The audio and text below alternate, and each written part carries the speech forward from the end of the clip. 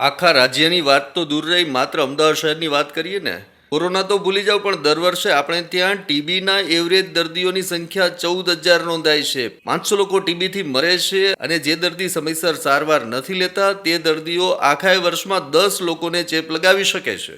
હાલમાં ટીબી મટી જાય છે, સરકાર નિઃશુલ્ક દવા આપે છે, પણ આમ છતાં ટીબીના એવરેજ પેશન્ટ દર વર્ષે 14,000 નોંધાય છે.